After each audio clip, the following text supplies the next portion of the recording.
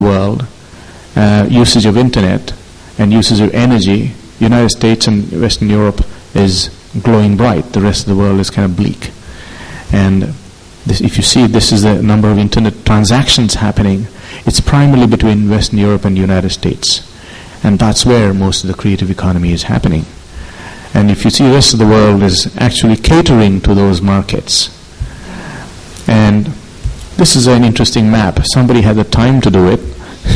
Some guy. He basically took the number of internet transactions and he made a map out of it. And if you see at the bottom, the red is pornography. And right on top is news, the little green thing on the top. And right at the bottom right-hand side is you have IBM, Google, Yahoo, and all these guys. So basically, if I log on to Google one time, it gets as 1. So he totals all this and makes a map. It's very interesting. There are certain sectors which are helping the creative economy. Right, education. This is a very important thing, very critical. Now, this is a report by the American National Center for Education and Economy. They say their world, the report says, the world is changing. India, China, other developing countries are producing large number of high-quality, skilled people with analytical skills. The result, the professionals available in the world are cheaper than what we have in the United States. Their challenge, the report says, is their low-skilled workers, and primarily in the early 1900s, only the factory workers could be easily replaced by Chinese factory workers because they are cheap. But now, even highly skilled, medium-skilled, and low-skilled workers are being replaced by Indian and the Chinese because they're not just workers, but they are engineers with PhDs and stuff like that.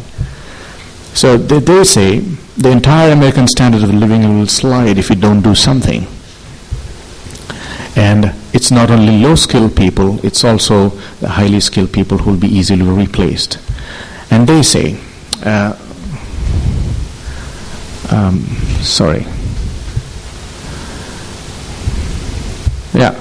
they say the quality of our graduates is mediocre, is low quality compared to the ones coming from Asia. Asian universities are really good, they're getting better. So their proposal, build a new system for the 21st century. They're saying we are not good, we have to get better. The UK, again,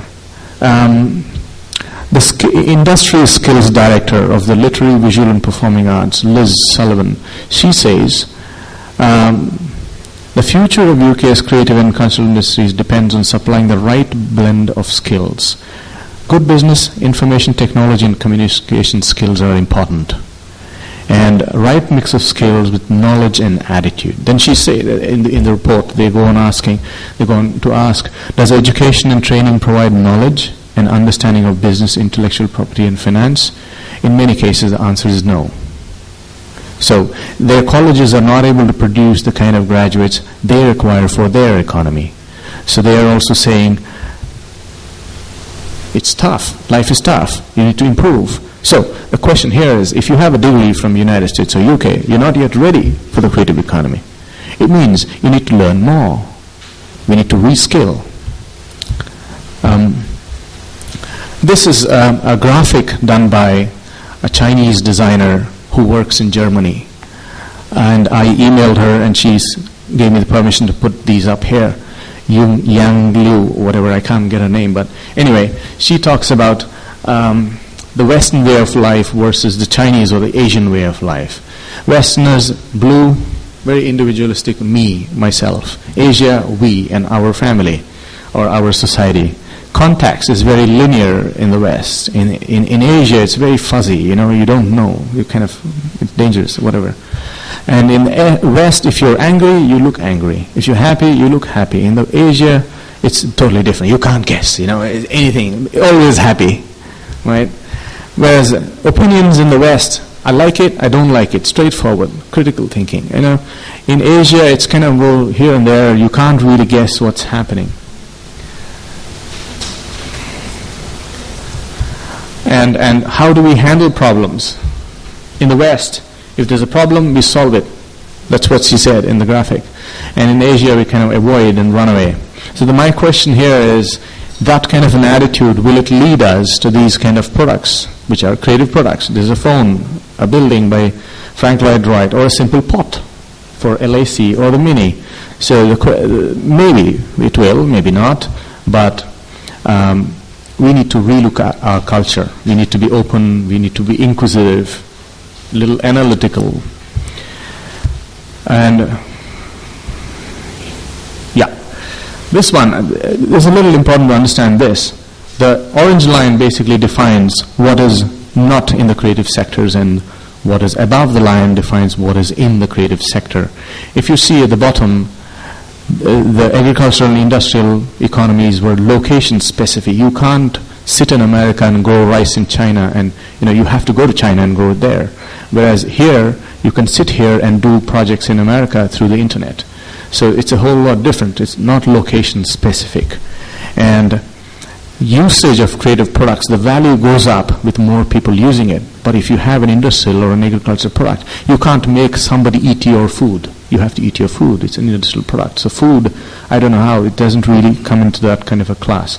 And I was having a chat with Sir Chris Powell when he came here, and he was kind of joking about Lebanon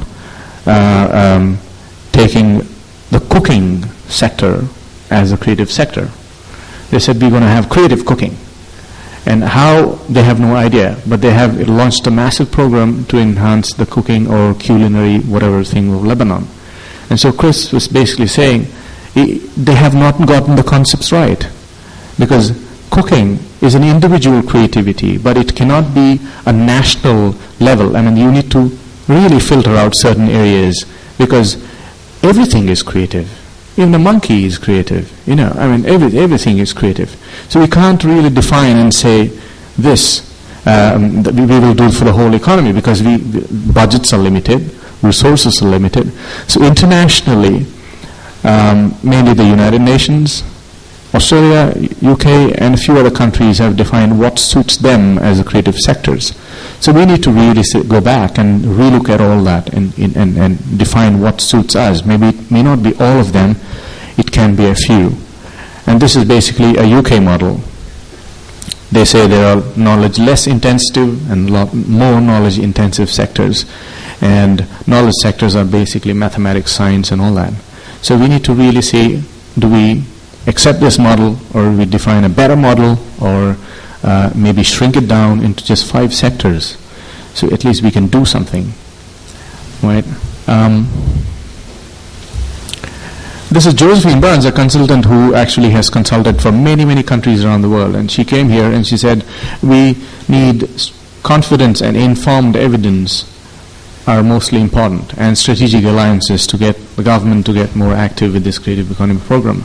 So evidence is again research. We need to understand, we need to observe, define, and again then ideate. Rather than, if we don't do the first 3 steps, we don't really have a clear picture of what we are doing. And we will just think concepts out of our heads and produce and put it out there. So that's an interesting observation. So I'll conclude very quickly here, saying the concepts for creative economy are new. We need to think